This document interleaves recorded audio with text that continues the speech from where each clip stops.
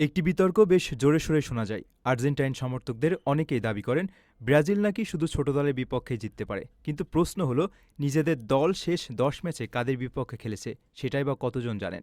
চলুন একটু তথ্যের দিকে তাকানো যাক। ব্রাজিলের শেষ ১০ ম্যাচে প্রতিপক্ষ ছিল Argentina, Colombia, Uruguay, Ecuador, Paraguay, Venezuela, Peru, Chile ও বলিভিয়ার মতো দক্ষিণ আমেরিকার শক্তিশালী দলগুলো।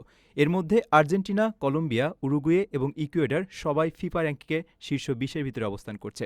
ব্রাজিলের শেষ ১০ ম্যাচে ৫ জয়, ৩ ড্র এবং ২ হার রয়েছে।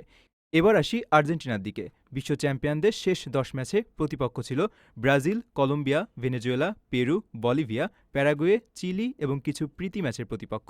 সেখানে বেশ কয়েকটি দল ফিফা র্যাঙ্কিংয়ে অনেক নিচের দিকে অবস্থান করছে।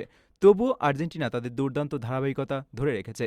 তাহলে প্রশ্ন হলো, ব্রাজিল কি সত্যিই শুধু ছোট দলের বিপক্ষে জয় পায়? যদি তাই হয়, তাহলে দক্ষিণ আমেরিকার অঞ্চলের বিশ্বকাপ বাছাই পর্বে নিয়মিত কলম্বিয়া, উরুগুয়ে, ইকুয়েডর কিংবা আর্জেন্টিনার মতো দলের বিপক্ষে খেলাকে কি ছোট দলের বিপক্ষে খেলা বলা যায়? ফুটবলের ট্রল থাকবে, প্রতিদ্বন্দ্বিতা থাকবে, কিন্তু তথ্য বলছে দুই দলই নিজেদের অঞ্চলের কঠিন প্রতিপক্ষের বিপক্ষে নিয়মিত খেলছে।